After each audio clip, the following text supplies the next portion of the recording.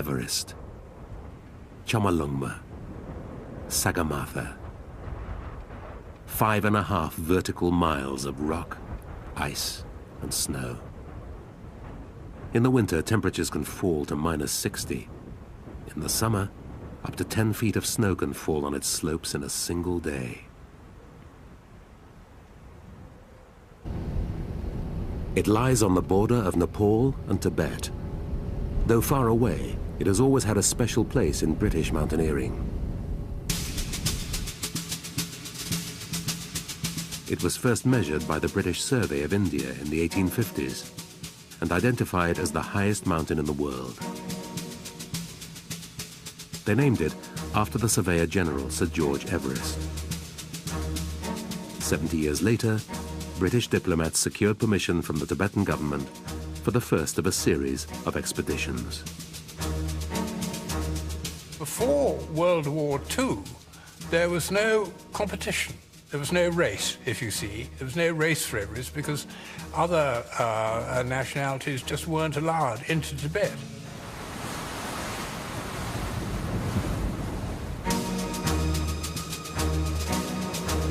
There were 7 British expeditions to Everest. A few climbers came close, but no one managed to get all the way to the top.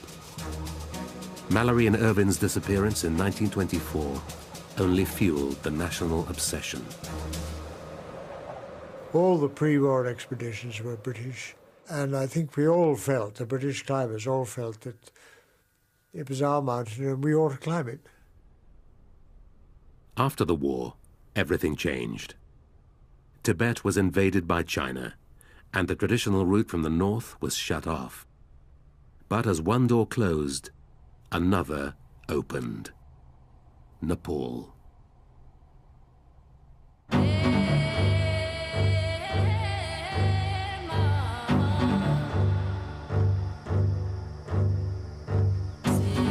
For centuries, this mysterious kingdom of temples and high mountains had been closed to foreigners.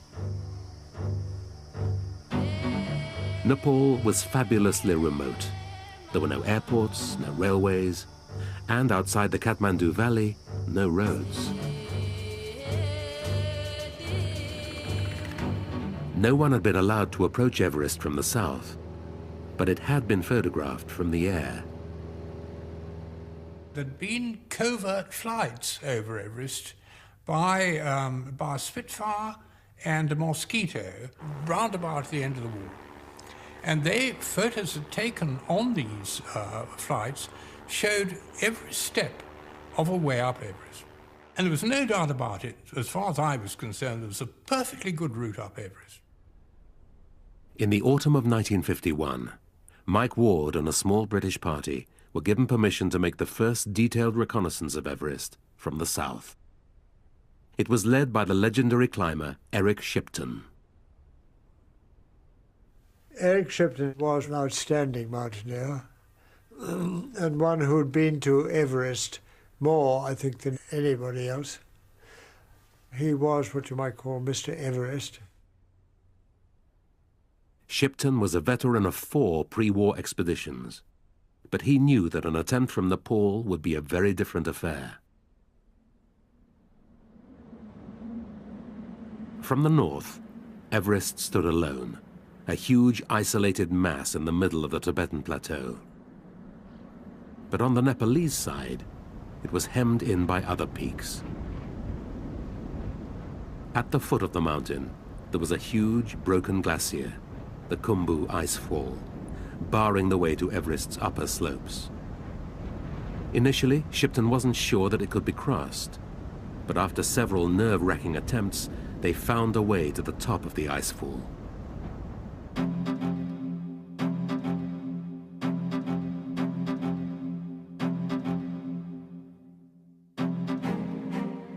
They turned back in front of a huge crevasse, but having now reconnoitered the whole area, Shipton was convinced that Everest could be climbed from Nepal. He planned to return in 1952, but back in London, he heard some startling news. Oh, fantastic. The Nepalese government had just given a Swiss team permission to make an attempt on Britain's favorite mountain. C'était fantastique, une surprise exceptionnelle. Nous avons tous sauté de joie. It was a great surprise. We jumped for joy. D'entre nous n'avaient jamais été à l'Himalaya. Very few of us had been to the Himalayas, but we had seen photos of Everest. For us, it was a dream come true. C'était, je sais pas, c'était un rêve, c'était une découverte. We jumped for joy. We were so happy. On sautait de joie, on était heureux, jusqu'au retour. The British Everest Committee tried to talk the Swiss into a joint expedition with Shipton as leader, but they decided to go on their own. The Swiss climbers basically were more skilled than the British climbers. A number of them were guides. They were climbing the whole time. None of us were. And there was, no doubt, not exactly resentment, but there was certainly a sense that it should be a British party that went there and had another crack. At the end of March, they set off for Everest with 14 Sherpa porters. For 30 years, these tough mountain men had been carrying the loads of foreign mountaineers. Tout de suite, c'était une union, une cohésion excellente entre tous. We got on straight away. Des amis de longue date. Non, j'exagère un peu, mais we were like old friends almost. Cette sympathie, a happy team right from the off. Dès le départ. Toujours de bonne humeur, ils vivaient. They were always cheerful, no matter how primitive their lives were. They always looked happy. The poorer they were, the more generous they were. The head Sherpa was Tenzing Norgay. He'd climbed with 3 of the British expeditions before the war, but he warmed to the Swiss straight away. The Sherpas and the Swiss were alike, and you know, that's where I think the bonding started. And you know, language can come a bit later. There were mountain people who came from the mountains in Geneva, and Sherpas, they saw these people are very much like us.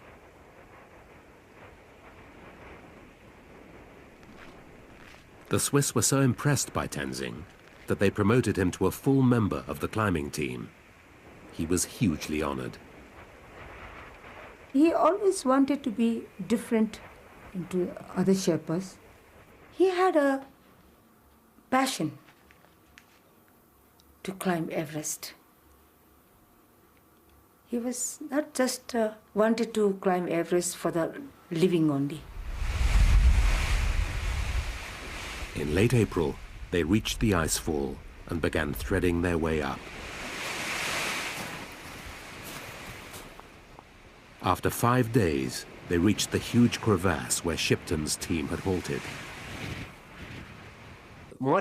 I said, let me try. I'll go down, and if I get far enough, I'll try jumping across. On m'a descendu un bout de corde, si j'arrive à prendre l'élan puis à sauter dessus. There was no time for nerves. I wanted to get across so badly that I just thought, well, I'll have a go. I tried twice, but I couldn't do it. Then I looked down and saw a small ledge. It was about 60 feet down. I got across, and then I climbed up on the other side. It was easy enough. I just felt so proud. Asper set up a rope bridge, and the others slithered across into Everest's hidden valley, the Western Coombe.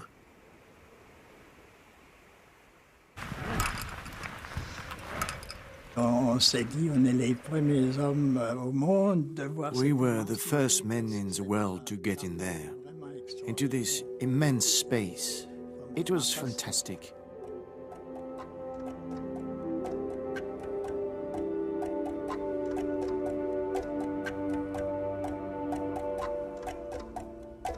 Their success in the icefall encouraged them to have a crack at the summit.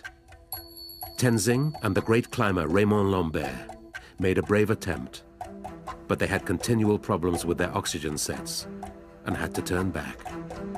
just 800 feet from the top.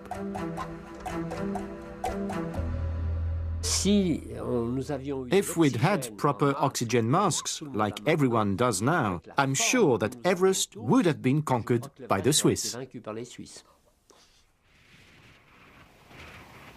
On their very first attempt, they'd gone higher than any of the British teams.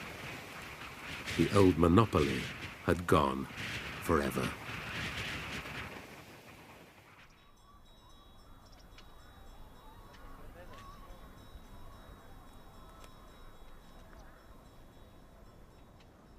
On the walk out from Everest, the Swiss had an unexpected meeting at Namche Bazaar with none other than Eric Shipton. He'd just led a group of British climbers to nearby Cho-Oyo, but they hadn't climbed it, even though it was over 2,000 feet lower than Everest. And this was the team which was hoping to take on Everest in 1953. It hadn't gone too well. We didn't push it hard enough, I think we ought to have done. I think it, was a bit of a failure, really. We should have gone harder for it. Mr. Everest had once again been offered the leadership of the British expedition. But before long, the men who appointed him were plotting to get rid of him. Eric and I, we had just arrived at the committee meeting when we presented with the agenda, and item number 1 was leadership of the expedition, which we thought was rather odd. Eric was in there a couple of minutes, came out and said, I've been offered dual leadership of the expedition. What do you think of that? And I said, I don't think anything of it at all. You can't have 2 leaders. That's asking for trouble. And he said, I quite agree, and he went back and resigned. Everest had been his life, really, for many years. He was very shaken, but he took it very well.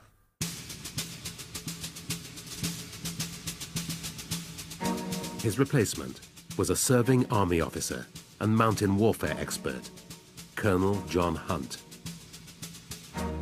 He was in the army, but he was unorthodox. The fact that he, instead of playing polo, he wanted to go climbing mountains. We were rather in disgrace when we were first married in Burma, because we used to go butterflying instead of going and playing polo. It was an awful start. Several members of Shipton's team actually resigned. But Hunt was a charismatic and well-practiced leader, and before long, he'd got everyone back on board and brought in some new blood. He had these sort of blue eyes, and he approached you, said, George, I've really been looking forward to meeting you, and immediately he put you at your ease. Those are the days when people read Dale Carnegie on how to make friends and influence people, and we felt that he must have read all that, and he had all the techniques. And you almost at times doubted if he was really being sincere, and yet he was. They spent the autumn scouring the world for the best equipment available.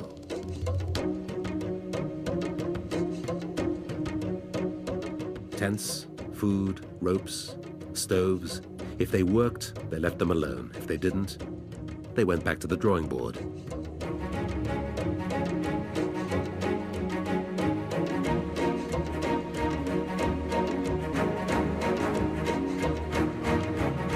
The 1953 team was probably the best prepared expedition ever to come to Mount Everest. Every aspect of clothing and equipment was researched exhaustively.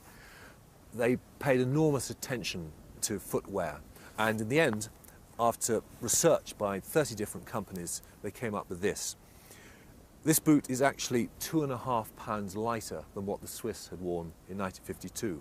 And as they knew now that a pound weight on the foot feels like 5 pounds on your back, that was extremely significant. So this boot is not particularly robust, not particularly strong, but that didn't matter. It only had to last one expedition. The important thing was that it was light and it was well insulated and it kept your feet warm up to 29,000 feet.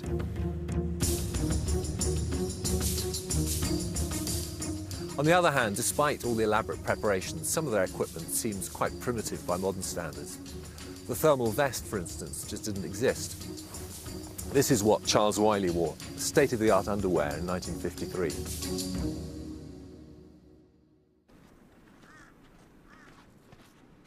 In March, Hunt arrived in Nepal with 8 British climbers, a cameraman, and a physiologist.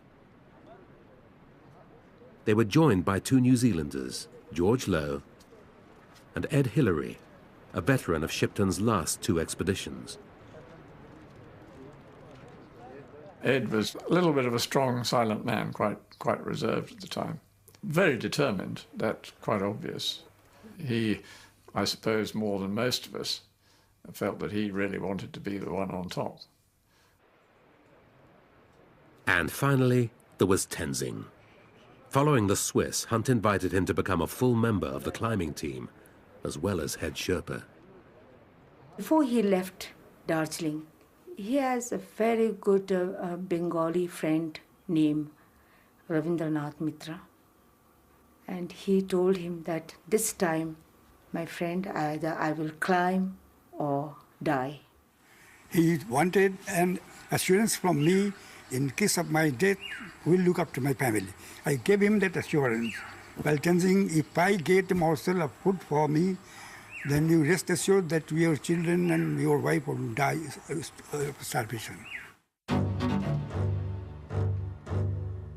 They hired a small army of porters and set off on the long march into Everest.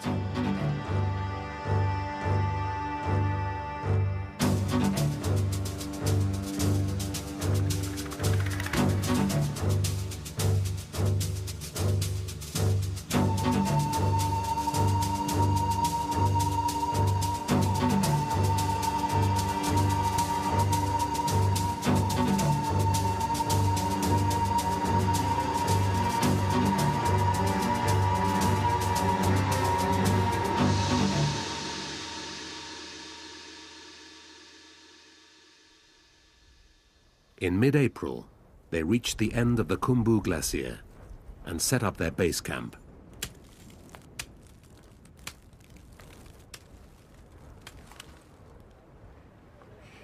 They were joined by James Morris, a journalist sent out by the Times, one of the expedition's sponsors.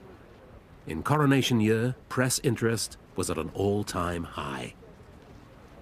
We did very much recognize that it probably was the last chance.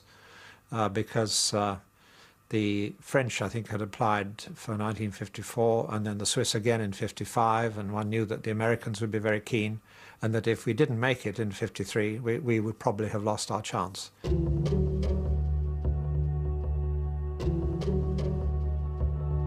Hunt had drawn up an elaborate plan for their siege of Everest.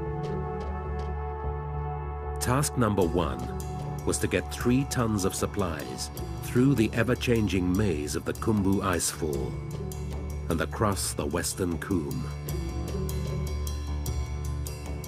I'd seen small icefalls before in the Alps, but the scale of this one is tremendous.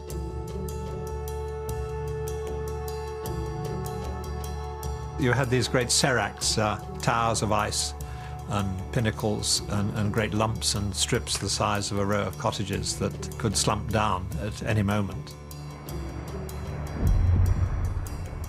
There's an awful lot of sound to it. You know, creaking and groaning.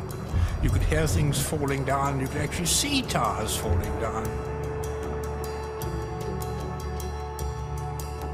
Once the climbers had found a route, teams of heavily laden Sherpas followed, ferrying loads of up to 40 pounds per man.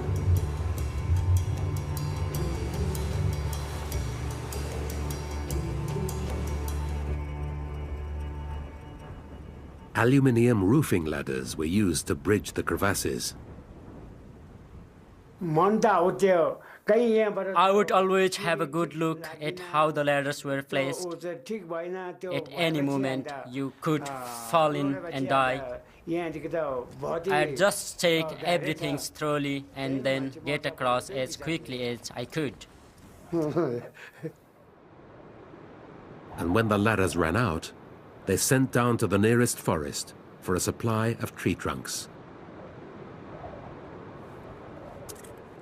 You were wearing crampons, you know, like a cat's claws on the base of your boots, and it's not very easy to walk on a round log with crampons. Our committee ensured that the Sherpas were insured in the event of injury or death. And we said, well, what about us? And they said, oh, well, that's up to you.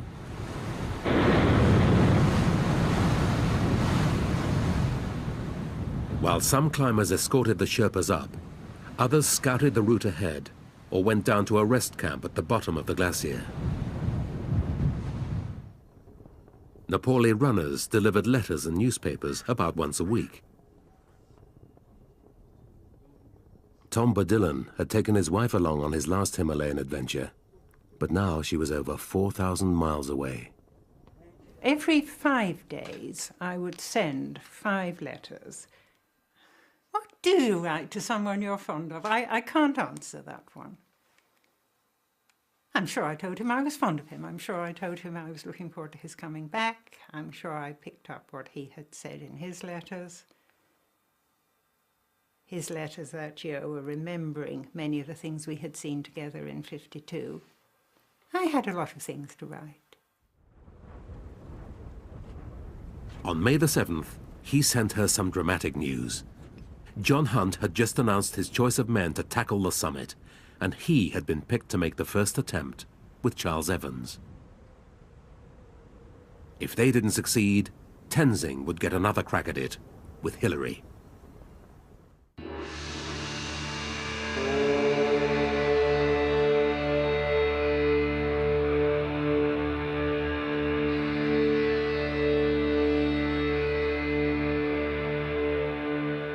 But first, there was the Lhotse face, a 4,000-foot ice slope between Everest and its nearest neighbor.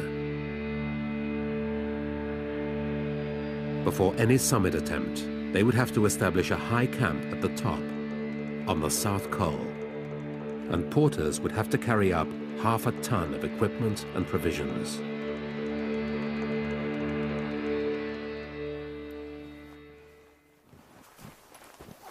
Modern climbers don't consider the Lhotse face a major challenge.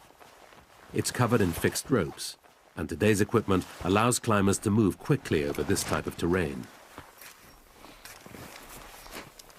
But things were very different for the pioneers. This is the kind of crampon they were using in 1953. Compared to a modern crampon, it doesn't clamp that securely to the boot, and it doesn't have those front-pointing spikes which give you so much confidence on steep snow and ice. In addition to that, of course, they were bringing up teams of heavily laden Sherpas, many of whom had little experience of this kind of terrain. And so they felt it was necessary to ensure the safety of their Sherpas that they should cut steps all the way.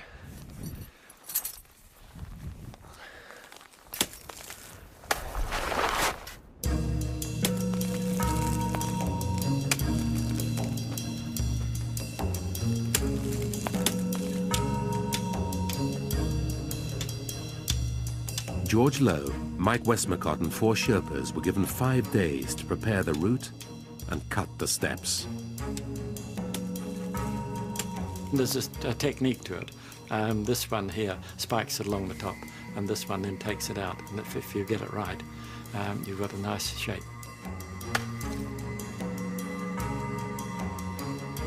It was exhausting work, made worse by continual bad weather.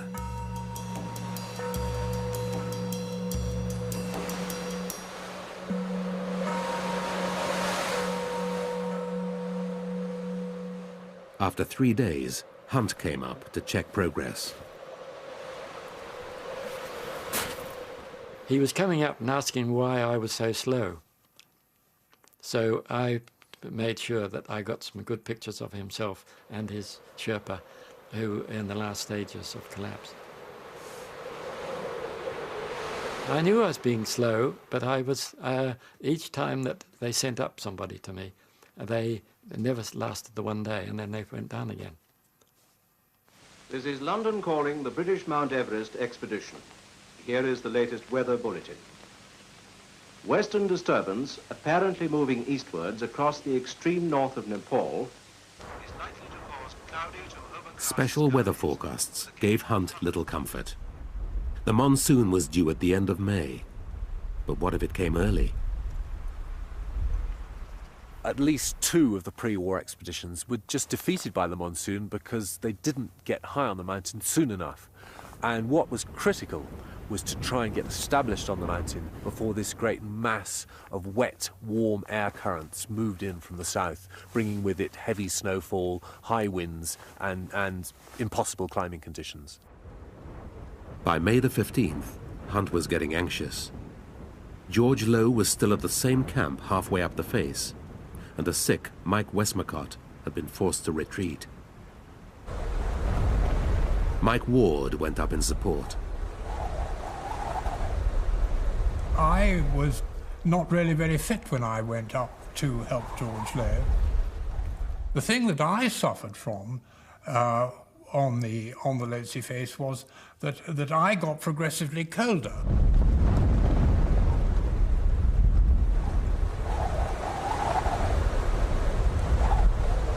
And obviously I was frustrated with myself, as anybody would be, but all these things are blunted by oxygen lack.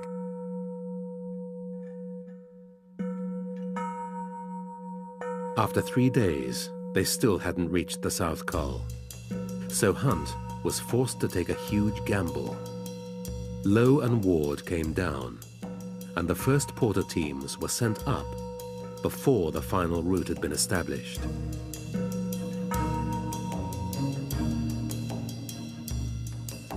You couldn't really expect any of the Sherpas to go up to 26,000 feet more than once in the expedition. So all the stores that were needed in the South Col would have to be carried once, and one big carry.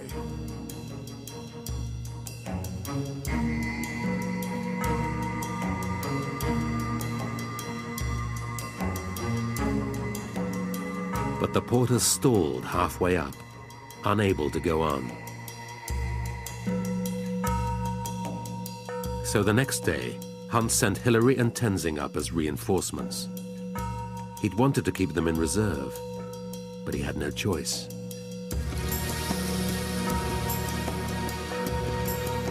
There were times, I think, when the Sherpas were not, probably not performing or, walking a bit slowly or, so onwards. And he would put a lot of stress on them, make them, feel that you're not here for a picnic, you're here to do a job.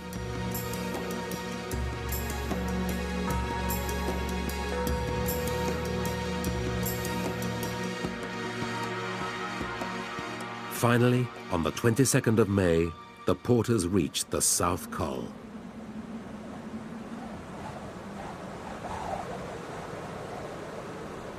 It was a wind-lashed, desolate spot. All around lay the scattered remains of the Swiss camp. But this was a key moment in the expedition. The race was back on.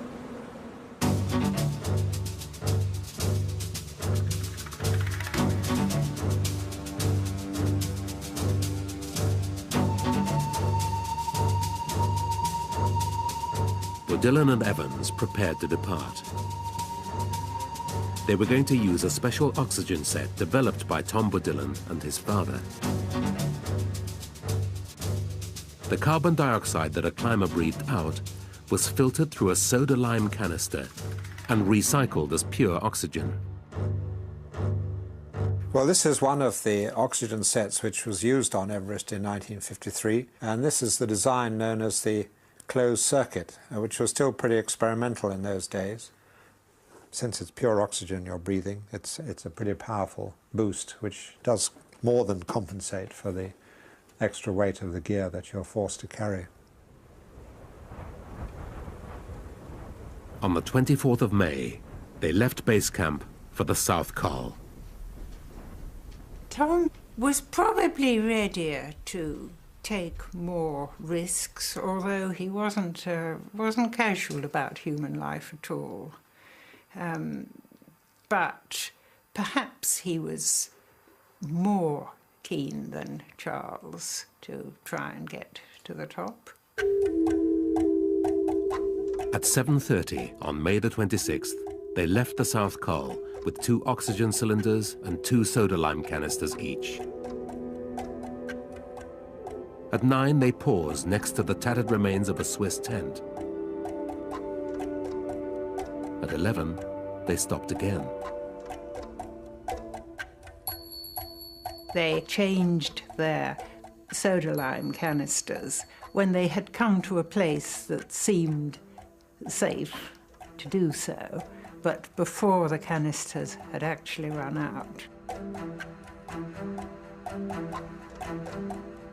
I was going up the Lhotse face and I could see the south summit, and I spotted them up there.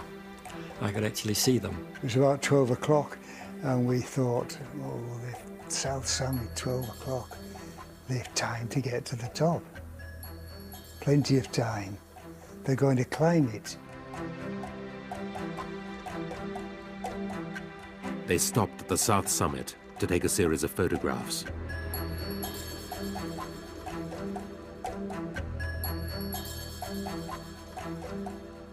But this was a moment of crisis, not triumph.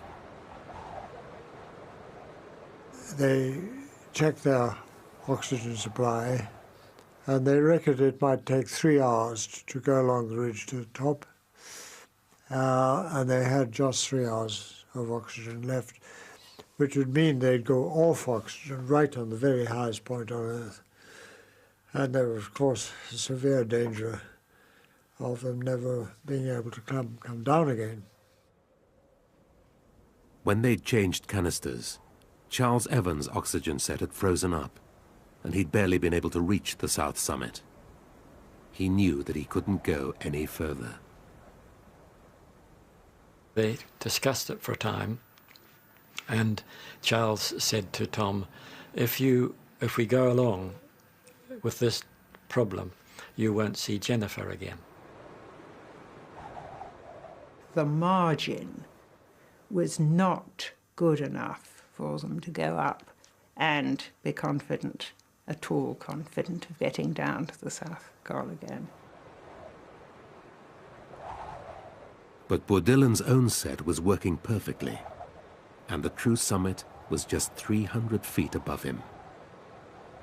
He walked along the ridge to get a better look, and then turned back. When you've only got what seemed like an arm's length away, the lifetime ambition of any climber, that must have been quite a difficult decision. But I think it was the correct one, because if they had gone on and then failed to get back, it would have converted the second assault more into a rescue than a real climb for the summit.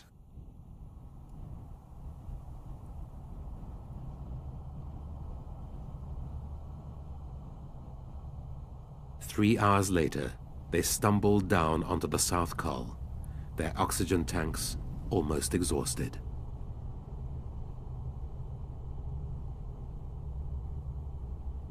When they came down that day in the afternoon, they were absolutely whacked out.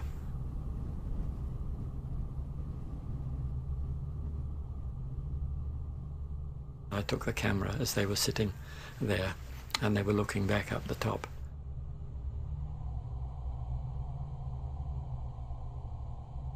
Tom Bourdillin said something to me, you know, we should have gone on. We should have gone on. We should have had a go. We should have gone on, you know, should have.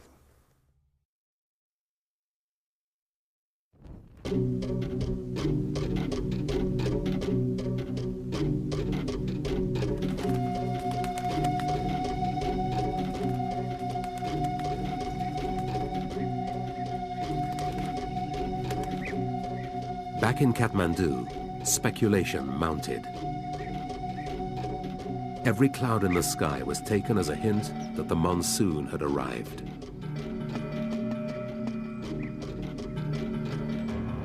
The city was packed with journalists, hungry for a story. James Morris was far away on the mountain. they had to make do with rumors.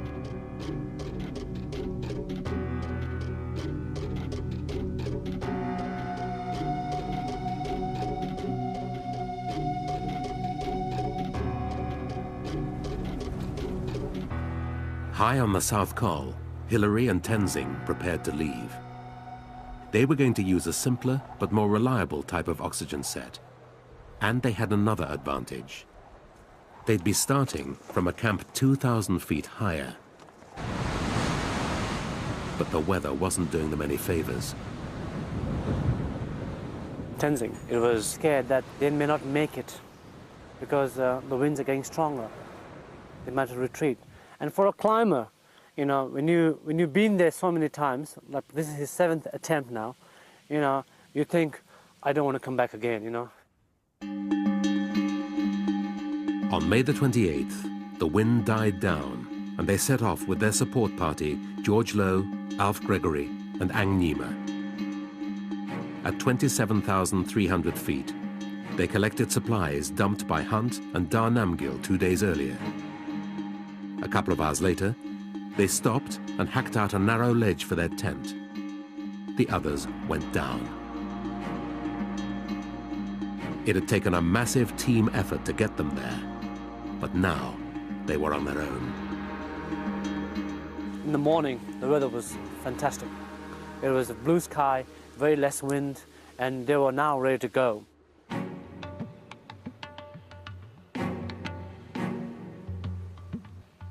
They broke camp at 6:30. Hillary started leading the climb up to the south summit. And when they saw this incredible knife ridge, you cannot make any mistake there, full stop. You are down 3,000 meters drop. I mean, you're dead, full stop. I mean, there's no way you can make mistakes.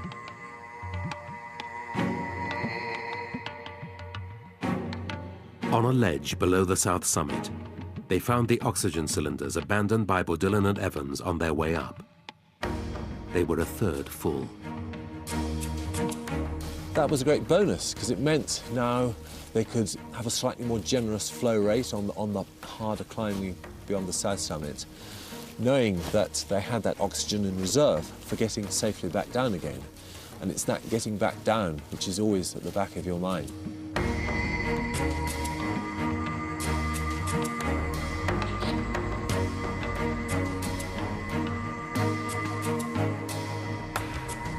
At 9, they reached the south summit.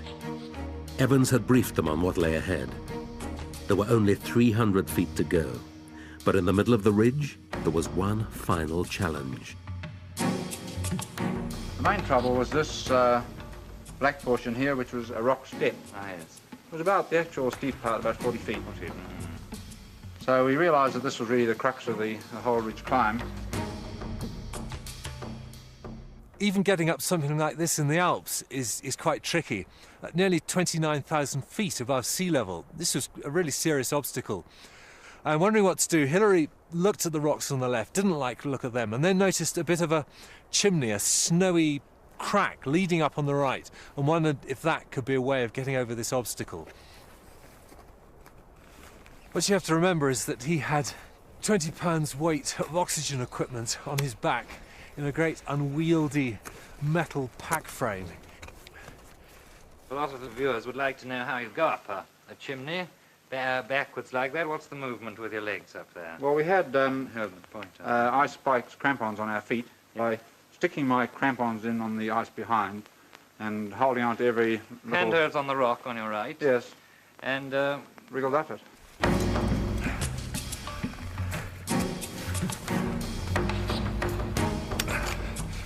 Hillary took a calculated risk, and it looked as though that cornice was stuck firmly to the cliff.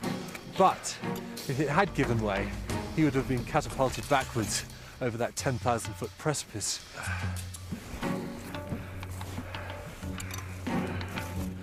Tell me one thing, Ed. If that had been a mountain in New Zealand just on a holiday, would you have had a bash at that or not? I think we would have had a bash at this step, I must admit. But I think we would have hesitated about the snow conditions. And so, After a huge, bold effort, Hillary reached the top of the cliff. He got his breath back, pulled the rope tight, brought up tensing, and the final problem of Everest had been solved. And to this day, that cliff at nearly 29,000 feet is known as the Hillary Step.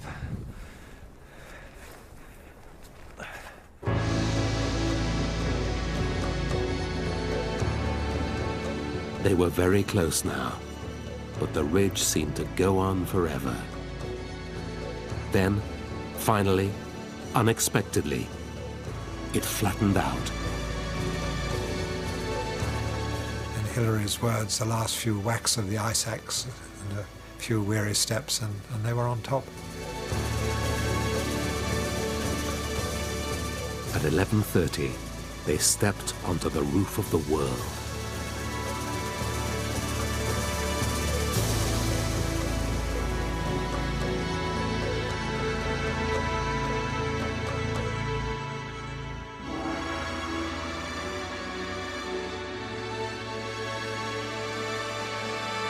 You can actually see for miles away across towards the Tibetan plateau. You know, you've got this incredible 360 degrees of panoramic view of mountains. And the most beautiful part of it is that you can see the curvature of the world coming around to you. And it's absolutely stunning.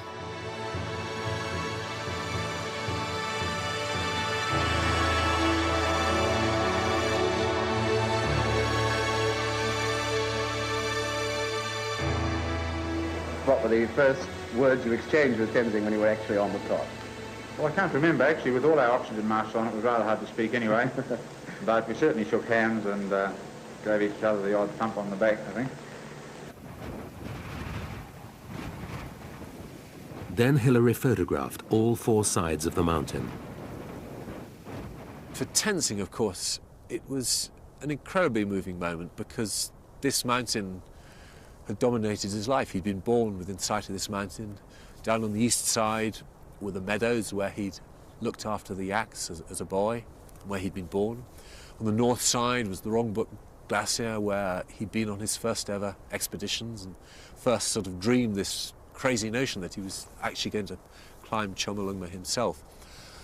And down on the south side was the scene of his near miss with the Swiss, of his brief spell of living in Nepal, Tangboche Monastery, the homeland of the Sherpas. So the whole thing was so redolent of all his total life's experience. Tenzing buried sweets and a pencil given to him by his daughter. Hillary left a cross entrusted to him by John Hunt. And after 15 minutes, they descended.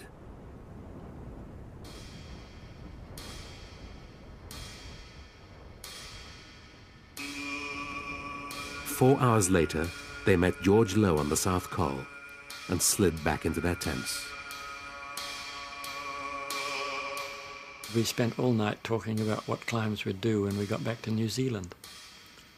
And, you know, we were in such a state of high excitement. We always were talking about where we'd go and what we'd do when we got home, and which ones we could climb when we got there. May the 30th. Down at base camp, they waited anxiously. They had no means of contacting the men above and had seen nothing. I don't think anybody dared express an opinion. We all must have felt the same, that, well, maybe they did, maybe they didn't, but what would we do if they hadn't? At 2 o'clock, they heard an announcement on All India radio that the Everest expedition had failed. Moments later, 3 figures appeared, far away. At least we knew they were all there, and that quite soon we'd be hearing that either they'd made it or they hadn't. Suddenly, when they got a bit closer, George Low suddenly started to dance around in the snow and jab his ice axe in the air, and we realized they'd done it.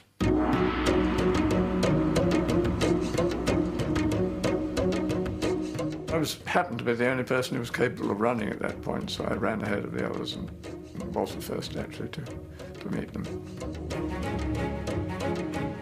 You just see someone like Mike Westmacott just giving him a traditional shake of the hand. It hardly seems enough nowadays.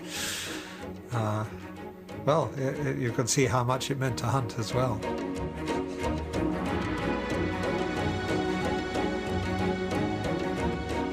And he cried, and no, it was a terrific release.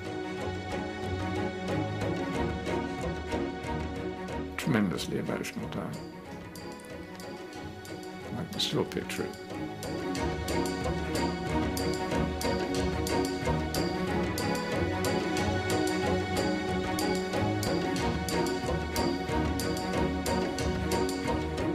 It was fascinating because we did in fact take a photograph of the Sherpas, and they were all standing there like, you know, Englishmen.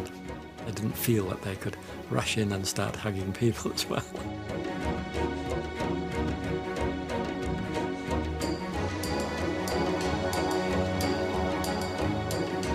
The expression that appeared over John Hunt's face. We've done it.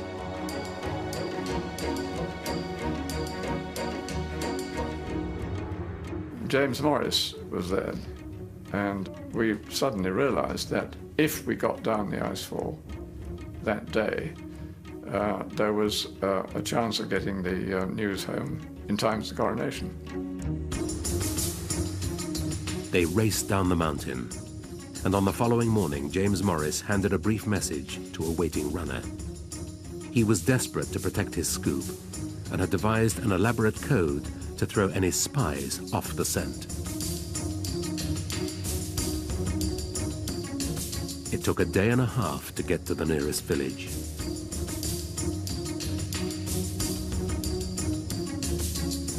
A few hours to be radioed to Kathmandu, and a few minutes to be carried over to the British ambassador. My father looked through his code book and he discovered that what the message actually said was, summit of Everest reached on 29 May by Hillary and Tenzing.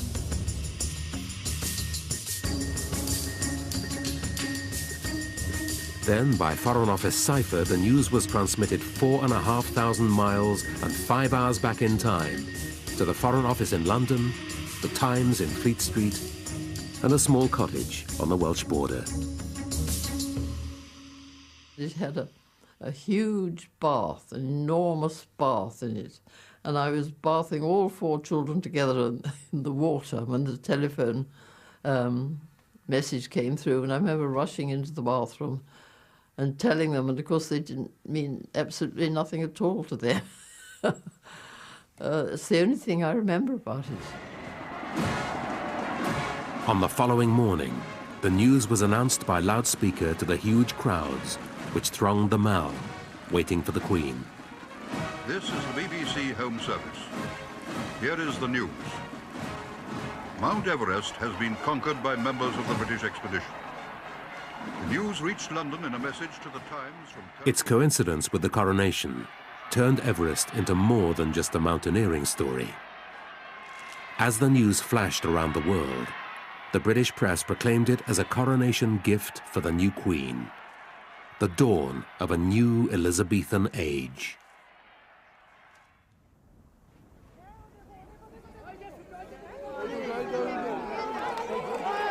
But in India, Tenzing's adopted home, it wasn't quite seen like that. The excitement that an Indian, a lowly Sherpa, that he shared this glory with Sir Edmund Hillary. And this has happened in an independent India, not at the time when Britain was still here. That, I think, was a matter of enormous national pride.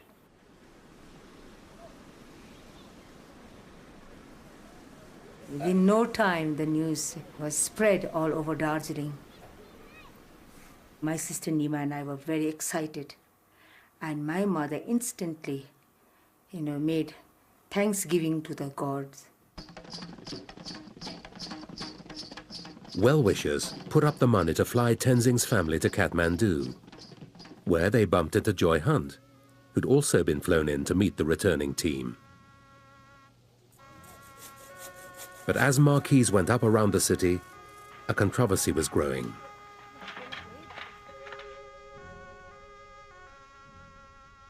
Who had actually reached the summit of Everest first, Hillary or Tenzing? The Indian press had little doubt. The idea that the white man is the leading one, no, rubbish, this time we have done it, our people have done it, Tenzing has done it, and why should this credit be misappropriated by others? This was the feeling.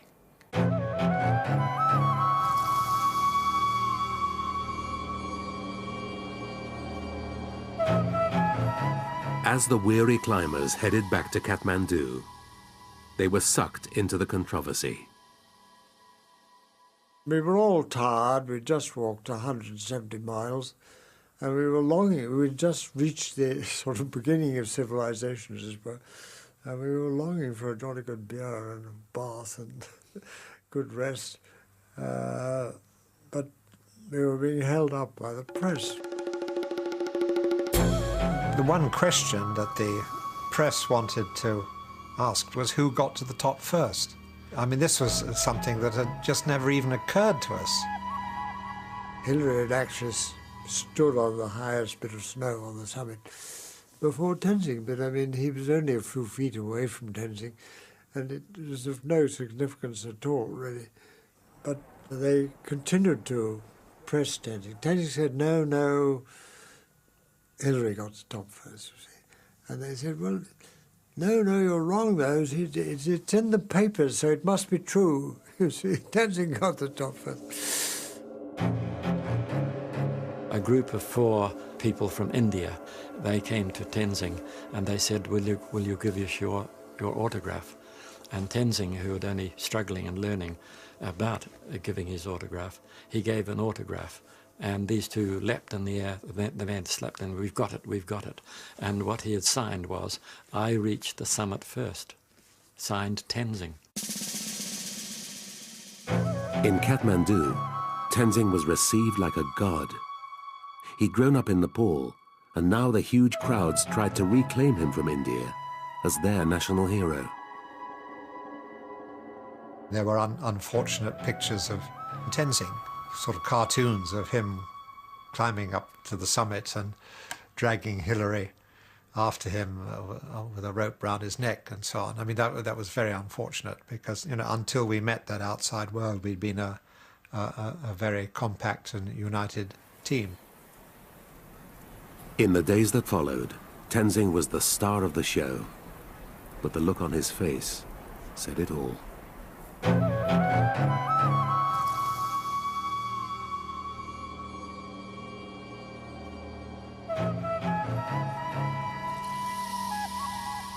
John Hunt gave a press conference in which he was asked, did he think Tenzing was a great climber? And he said, oh yes, he's a very good climber, but you can't really compare him with the great alpinists.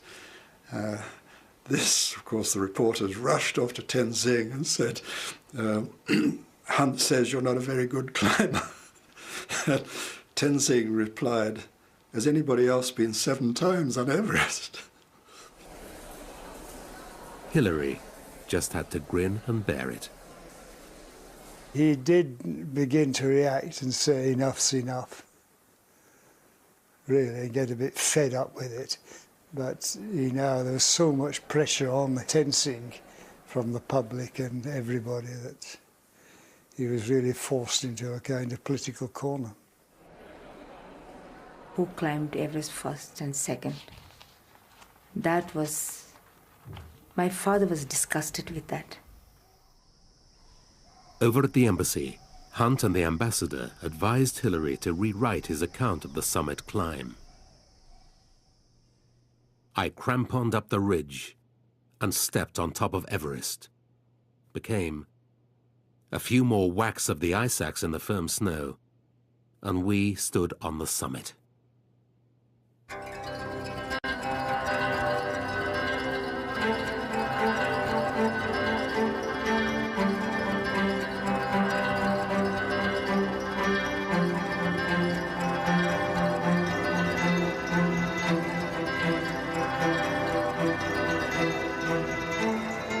The controversy died down as they toured India. But it took a personal intervention by Prime Minister Nehru to persuade Tenzing to accompany the others to Britain. During a brief fuel stop at Zurich airport, they met some unexpected friends. And in the transit lounge was the entire Swiss Everest team waiting for us with champagne. I don't think we would have done that for them had they climbed it. Just, it was marvellous. Finally, on July the 3rd, they arrived in London.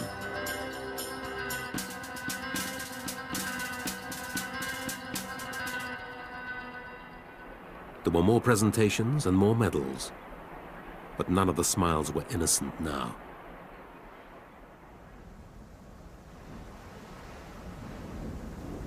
On the mountain, they'd all worked together. But back on Earth, politicians and pressmen had tried to pull them apart. It was a team effort, and it wasn't individuals. It was like building a pyramid in the gymnasium, that you have 3 or 4 people who put their 3 other people on their shoulders and then get somebody else to go right to the top. It takes a long time to do that, but it only takes a second to collapse your pyramid, doesn't it? My father always believed in teamwork. Without teamwork, it's impossible. Everest had changed them forever, but one thing remained unaltered: their passion for mountaineering. Tenzing returned to India and became director of field training at the Himalayan Mountain Institute. Hillary set up a charity to build schools and hospitals in Nepal. Hunt and the others raised thousands of pounds to support young mountaineers. All the survivors remain close.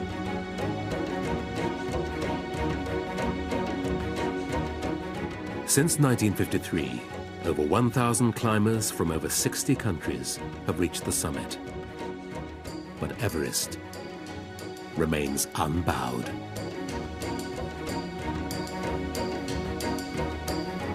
You mustn't call it the conquest of Everest. It's the one thing John would never do. He was always climbing Everest and not the conquer. You can't conquer a mountain. It's too large and too beautiful and too wonderful. You mustn't ever call it a conquest.